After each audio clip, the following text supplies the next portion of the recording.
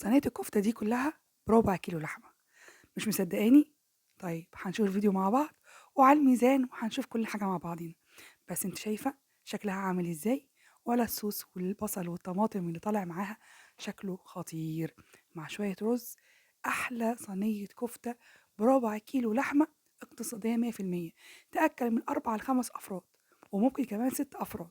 طعمها خطير ومغذية وكمان موفرة ومشبعة قوي. سهلة جدا جدا وهنعملها مع بعض. بس حابة الأول أوريكي حجم اللحمة قد إيه اللي هستخدمه. أدي كمية اللحمة اللي هعملها 250 جرام. هنزلها عندي في بولة، وهنزل بقى عندي هنا إيه، بطاطسيتين أنا بشرهم صغير جدا ومصفياهم من المية قوي، وكمان بصلتين بشراهم ومصفياهم من المية كويس قوي، وشوية بقسماط حوالي 5 معالق بقسماط.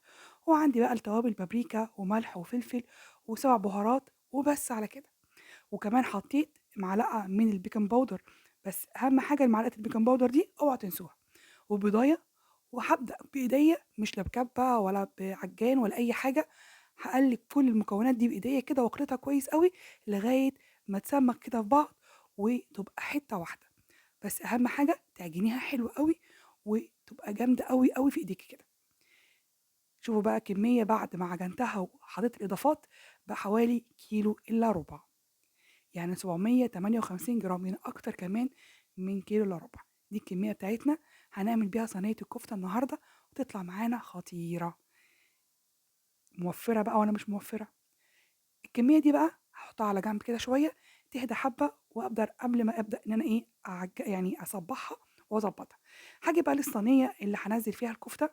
عاوزة أعمل لها كده صوص حلو وأعمل لها تتبيلة جميلة كده بشوية خضار.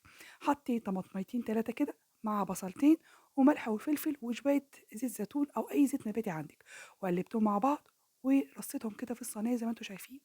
وجيت بقى على الكفتة بتاعتي، صبعتها وعملتها مبططة، يعني صبعتها وبعد ما صبعتها بططتها شوية كده بحيث تكون مبططة، ما تبقاش ايه كصوابع زي بتاعت الكفتة العادية.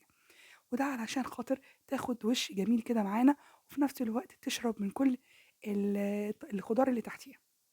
هعمل كل الكمية بالمنظر ده، واكون مجهزة عندي نص كوباية آه مية بشوية صلصة، معلقة صغيرة صلصة يعني، وابدأ اسقي بيها الكفتة زي ما انتوا شايفين علشان الصوص اللي تحت يزيد كده ويتقل وكمان يستوي على مهله. وادخلها الفرن، بس قبل ما ادخلها اغطيها بورق فويل، وقبل ما تستوي ب10 دقايق ارفع الغطا علشان تتشمع وشها يحمر، وتقدميها بألف هنا وشفا. طعمها خطير ومشبعة جدا وريحتها خطيرة وتدفي كمان في الشتاء. طلعي منها بقى مع شوية رز، وكمان الصوص وطعم الخضار اللي تحت ده مع رغيف عيش ما اقولكيش خطير. تتاكل بكل الطرق، بعيش برز بمكرونة، بأي وصفة معاها تتاكل. أي طبق جانبي معاها هتبقى حلوة قوي قوي قوي، وبألف هنا وشفا. شكلها جميل جدا وقوام الكفتة كمان حلو قوي ومتماسك وشكله حلو وخرافي. محدش يصدق ان ده ربع كيلو لحمة. وبألف هنا وشفا. يا رب الوصفة تعجبكم، واشوفكم تاني فيديوهات كتيرة وموفرة واقتصادية كمان 100%.